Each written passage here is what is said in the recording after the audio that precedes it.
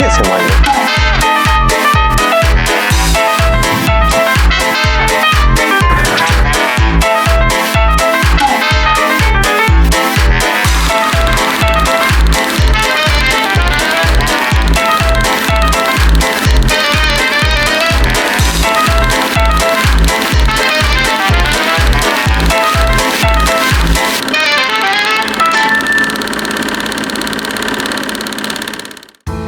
東山湖はさ、そのマッティのセオリーである茶色っていうのはもちろん釣れるんだけど、なんかマッティなのに意外と緑も効く。緑ちょっと釣れるよね。俺幸男の茶好き。どんだけ自分好きなんだって話だけど。SM もいいじゃん。そう、SM と幸男の茶両方釣れる。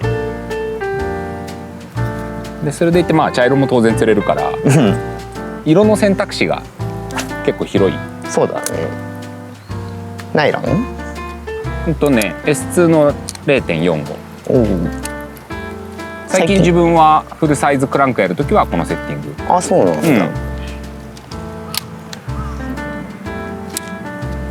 なんか遅いクランキングは遅いっていうか、もうクランクってさ抵抗がでかいじゃない、合わす時の。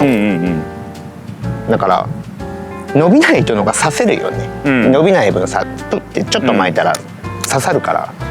確かにクランキンでかけようと思ったら PE かエステルになっちゃうもんね。ただね、トータルでやっぱ見た場合、クランクはナイロンってすごいいいなとは思うんだけど、特に試合の場合6本しか持ち込めないじゃない。だからそのクランクのためだけにそのナイロンを1本入れるっていうのがわかる。なかなか難しい部分もあって。やっこい竿にさ伸びない糸っていうのが俺1個正義な気がするんだけど。ああ、そうだね。一番万能というかこう、手広く見れるセッティングになる。じゃあ王道の真ん中のとこは雄大が言ったらいいんだ。俺困った時のクランキングをお祈りクランキングをじゃあモカも雄大だね。マジ？俺メシアって呼ばれたいから困った時方向で自分はやっぱ東山湖でよく使うクランクは一番使うのはやっぱディープクラピーとモカの DRSS がもう2大巨頭っていう感じかな。フローティングでプリプリさせたければディープクラピー使うし、ちょっとナローにナチュラルいる場所がある程度読めてて、そこをピンで通したい時はモカっていうのがもう絶対的使い分けとしてあって、でスピード帯もディープクラピーはやや速め、今ディープクラピーでやってるけどやや速めで、最初にこうやって潜らせたらあとは浮いても来ず潜ってもいかずぐらいのスピードでキープして巻いちゃうっていうのが基本の使い方だね。でモカの場合はさっき言ったようにピンの魚を抜いていくっていうのが目的になるからもうちょっとスピードも落とすし、でクラピーの場合は最初に何グリとか言ってさ潜らせるじゃん。レンジを管理するために潜らせるけど、モカの場合は割とね沈んでってくれるから割と表層からダラーっと巻いてすることが多いかな。本当。そういう意味ではモカってすごいやりやすいよね。あんまりこう細かいこと気にしなくていいっていうか、最初どこにいるか分かんない時に下まで行くからね。そうね、潜ってくれるし。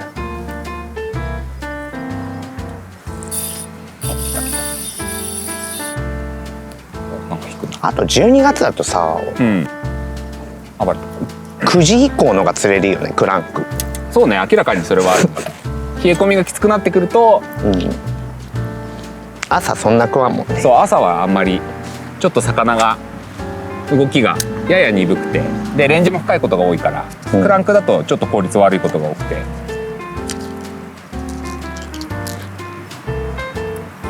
で太陽が出てポカポカしてくると急にクランクが入れ食いになったりとかね、浮いてきてから超ハマる。あるよね。ただそれは日頃の話で、これが例えばじゃあソエさんの私利私欲のチームバトルの話だとすると、チームバトルって一人の持ち時間が少ないんでいろいろできないわけですよ。そうなると朝のあえてのクランキンっていうのも、まあ外さない相当。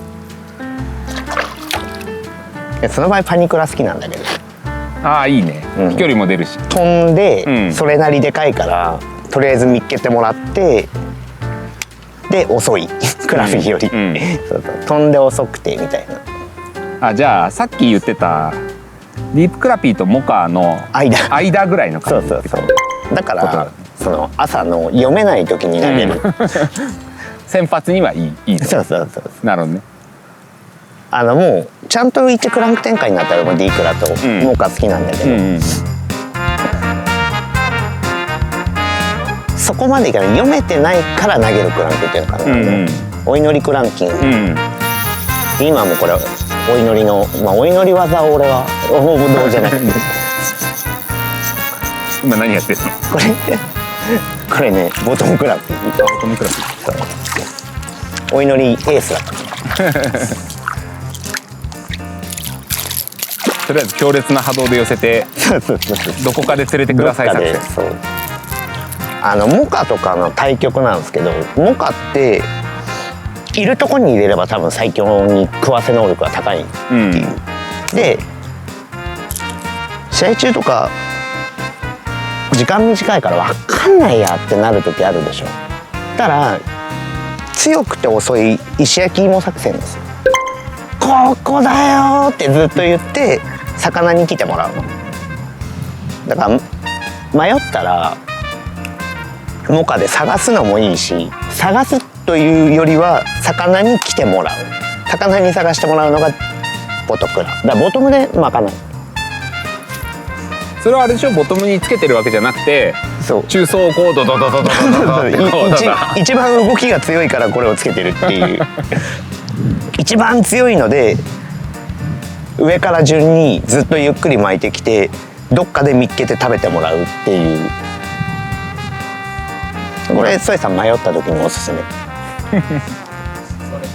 そうそれ必要ですね。そうですね。試合の一発目は確かに必要です。そうお祈りをお祈りクランク。ちなみにそれぞれの針のセッティングはどんな感じですか？自分はディープクラピーは基本的にキャンバスの7番、フロントもリアもで、モカはさっき言ったようにスローで使うことが多いから前がクラッチの8で後ろがクラッチの6っていうのが標準のセッティングかな。ボトクラは針はキャンバス7番。7番安心と信頼のキャンバス7番クランク迷ったらこれつけとこうバリ。そう遅いやつはねクラッチつけて、ミドルは全部ねキャンバスつけときいやでも本当それあるね。あると思う、外さない。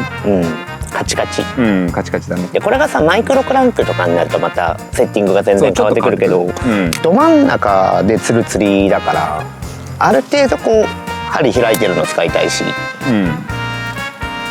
まあ遅いのはもうクラッチになっちゃうからタイミングは雄大さん松本さんのエステルの04 04の時と035の時があるのと、あとは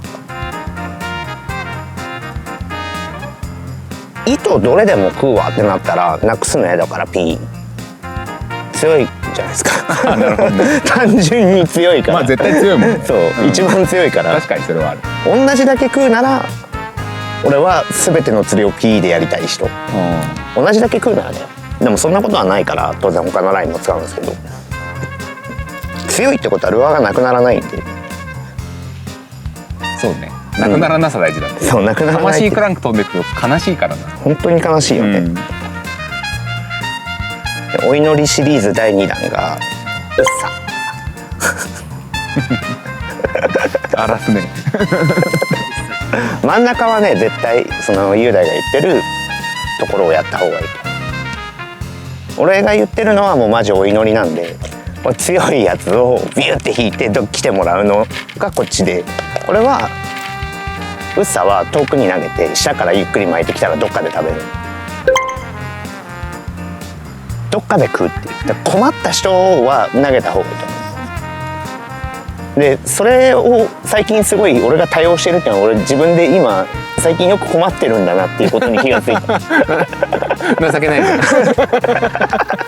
最近よく困ってんだな。でその絶対的なエースのモカとディープクラピーの間を埋めるそのパニクラ、そうでもね、試合の日朝の12月の朝ってマジでなんだろう、そんな釣れるんですよ、暖かくなるまでって。でそこで短い時間の中で例えばスプーンでレンジ決めたりとか、まあボトムにいてくれてボトムで巻きゃ食うっていうんだったらこれスプーンやった方が絶対早いんですけど、朝食わんっていうの結構あるんだよね。動かない時あるよね。特に寒い時はなかなか動かないことあるから、そういう時はねパニクラがいいと思う。カチカチクラだから俺の試合中迷ってる人に言うなら、朝はパニクラ投げて昼間はウッサかこれを投げるっていうね。でちょっと運よく勝ち上がってきて調子に乗ってきたら、その王道のクラピーとモカをちゃんと9時から使えば負けない。あ、そうね。負けない、勝つっていうプランじゃなくて耐え忍ぶプランね、俺のやつは。耐え忍ぶ。耐え忍ぶ。何も分かんないけどとりあえず確率が高いやつです。でもね、これふざけてるけど結構使えるんですよ。まあ確かに結構釣れてるよね、その作戦は。でチームバトルは特に時間が短いから。東山湖のウッサの、おすすめのモデル、ラトル、イント、ノンラトルとエクストラ S と S がある。今聞いちゃいました。今ね触れないようにしてきたんだけど。今のじゃカットです。いや、いい。ラトルはいい仕事するとだけ言っておきますよ。モロハだけど。ダメだよ言っちゃう。今は XS のラトル入りの方を投げて。だって分かんないからウッサ投げんすよ。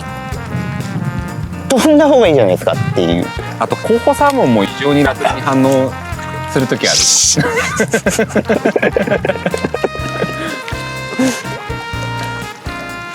死だよ。これ以上はちょっと許してください。これ以上しれーっと拡大してみるとモカも実はみんなラトルの方を投げてるっていうのがバレるかもしれない。音符マーク。音符マーク。そうそうそう。ただモロハね。その音っていうのはものすごい要素な分嫌がられる時は本当に嫌がられるんで。でもまあなんだろうな、その嫌がってるのに気づけてるレベルで釣りできるんだったらこの辺のお祈りシリーズじゃなくていいと思う。モカで頑張れる。そうそうそう、モカとクラピーでいいから。